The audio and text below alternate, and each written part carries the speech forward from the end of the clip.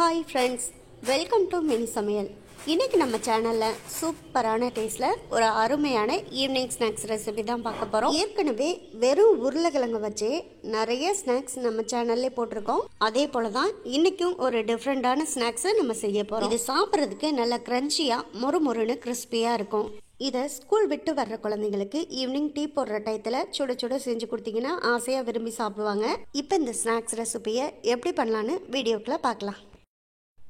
அதுக்கு ஃபஸ்ட்டு நம்ம உருளைக்கிழங்கை வேக வச்சு எடுத்துக்கணும். அதுக்காக ஒரு குக்கர் எடுத்துகிட்டு அதில் இப்போ நம்ம வேக வைக்கிற உருளைக்கிழங்கு எல்லாத்தையும் சேர்த்துக்கலாம். உருளைக்கிழங்கை சேர்த்துட்டு இப்போ இதை வேக வைக்கிறதுக்கு தேவையான அளவு தண்ணி சேர்த்துக்கலாம். அவ்வளோதான். இப்போ இந்த உருளைக்கிழங்கை நம்ம வேக வச்சு எடுத்துக்கணும். அதுக்காக குக்கரை முதல்ல க்ளோஸ் பண்ணிவிட்டு விசில் போட்டு நல்லா ஒரு 4-5 விசில் வரைக்கும் வரட்டும். அது வரைக்கும் வெயிட் பண்ணலாம். உருளைக்கிழங்கு நல்லா சாஃப்டாக வெந்து வரணும். அதனால் தாராளமாக ஒரு 5 விசில் வரைக்கும் வச்சுக்கோங்க.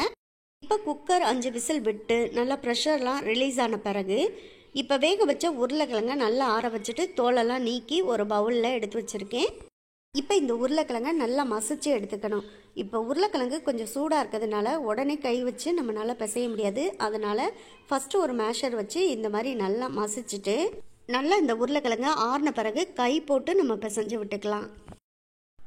இப்போ நல்லா ஒரு 10 நிமிஷம் ஆற விட்டுட்டு அதுக்கப்புறமா கை போட்டு நல்லா மசிய பிசைஞ்சு விட்டுக்கோங்க.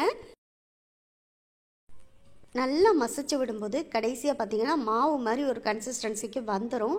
அந்த அளவுக்கு வந்த பிறகு இது கூட சேர்க்க வேண்டிய பொருட்கள் எல்லாத்தையுமே சேர்த்துக்கலாம். 1/2 கப் அளவுக்கு கார்ன்ஃப்ளவர் மாவு சேர்த்துக்கோங்க. ஸ்பூனால் அளந்து சேர்த்திங்கன்னா 6 ஸ்பூன் அளவுக்கு சேர்த்துக்கோங்க. கூடவே 1/2 ஸ்பூன் அளவுக்கு மிளகுத்தூள் சேர்த்துக்கோங்க. கூடவே தேவையான அளவு உப்பு சேர்த்துக்கோங்க. இது கூடவே 1 ஸ்பூன் அளவுக்கு எண்ணெய் சேர்த்துக்கோங்க. எந்த ஒரு வாசனையுமே இல்லாத ரிஃபைண்ட் ஆயில் சேர்த்துக்கோங்க. அவ்வளோதான். இதில் வேறு எதுவுமே சேர்க்க போகிறதில்ல. இப்போ எல்லாத்தையும் சேர்த்து நல்லா கை போட்டு பிசைஞ்சு விட்டுக்கலாம். இப்போ உருளைக்கிழங்கை நம்ம பிசைஞ்சு விடும்போது இதில் தண்ணி எதுவும் சேர்த்துடக்கூடாது. உருளைக்கிழங்கை நம்ம ஏற்கனவே வேக வச்சு வச்சுருந்ததுனால நல்ல மாவு போல் ஒரு கன்சிஸ்டன்சியில் தான் இருக்கும்.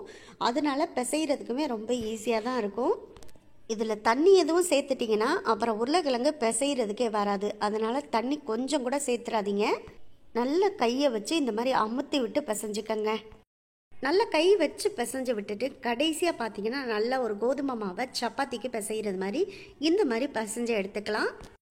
இதில் கார்ன்ஃப்ளவர் மாவு சேர்த்துருக்கிறதுனால உருளைக்கிழங்குமே கையில் ஒட்டாது.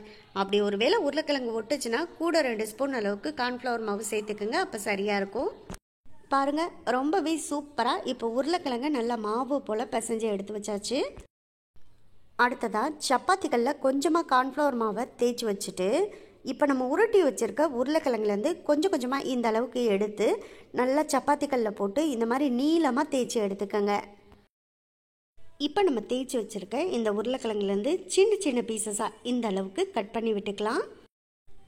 பாருங்கள், கட் பண்ண பிறகு நான் எடுத்து காமிக்கிறேன். பாருங்கள், இந்த மாதிரி சின்ன சின்ன பீசஸாக இருக்கணும். ரொம்ப பெருசாலாம் கட் பண்ணிடக்கூடாது. இந்த மாதிரி இருக்கணும். இப்போ இது மேலே ஒரு ஃபோக் எடுத்துக்கோங்க. எடுத்துகிட்டு லைட்டாக இந்த மாதிரி அழுத்தி விட்டுக்கோங்க.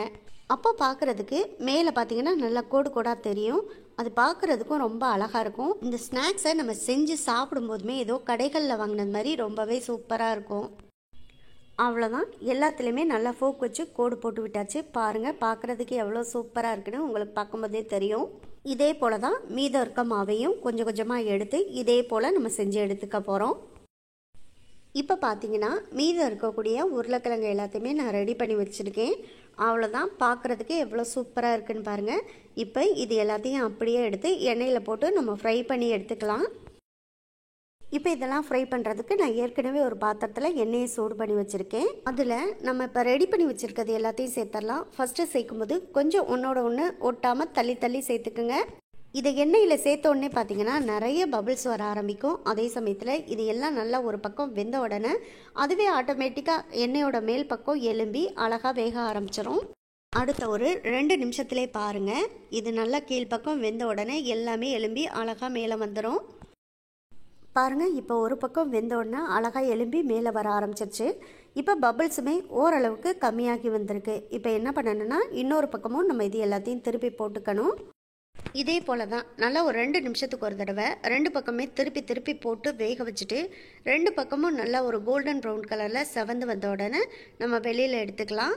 அதே போல் இதை எண்ணெயில் ஃப்ரை பண்ணும்போது ஸ்டவ்வை மீடியம் ஃப்ளேம்லேயே வச்சு வேக விடுங்க. அப்போ தான் நல்லா உள்ளேயும் வெந்து வெளியிலையும் நல்லா மொறுமொறுன்னு கிறிஸ்பியாக வெந்து வரும். நீங்கள் ரொம்ப ஹை ஃப்ளேமில் வச்சுட்டிங்கன்னா ஈஸியாக வெளிப்பக்கம் வந்து கரிஞ்சு போயிடும், உள்ளே வேகாமல் அப்படியே இருக்கும். பாருங்கள், இப்போ 2 பக்கமும் நல்லா மாற்றி மாற்றி திருப்பி போட்டு 2 பக்கமே நல்லா ஒரு கோல்டன் ப்ரௌன் கலரில் செவந்து வந்த உடனே இதை நம்ம வெளியில் எடுத்துக்கலாம். எண்ணெயெல்லாம் நல்லா வடிச்சிட்டு நம்ம வெளியில் எடுத்துக்கணும். பாருங்கள், பார்க்கும்போதே எவ்வளோ சூப்பராக இருக்குன்னு பாருங்கள். அது மட்டும் இல்லை, சாப்பிட்றதுக்கும் ரொம்பவே டேஸ்ட்டாக இருக்கும். உங்கள் வீட்டு குழந்தைகளுக்கும் கண்டிப்பாக இதை நீங்கள் செஞ்சு கொடுங்க. நீங்கள் ட்ரை பண்ணி பாருங்கள். ட்ரை பண்ணி பார்த்துட்டு எப்படி வந்துச்சுங்கிறத நம்ம கமெண்ட் பாக்ஸில் சொல்லுங்கள். இந்த வீடியோ உங்களுக்கு பிடிச்சிருந்தா இந்த வீடியோவை லைக் பண்ணி நம்ம சேனலை மறந்துடாமல் சப்ஸ்கிரைப் பண்ணிக்கோங்க. சப்ஸ்கிரைப் பண்ணும்போது பக்கத்தில் உள்ள பெல் ஐக்கானை கிளிக் பண்ணி வச்சுட்டிங்கன்னா நான் போடக்கூடிய குக்கிங் வீடியோ எல்லாமே உடனுக்குடனே உங்களுக்கு வந்து சேரும்.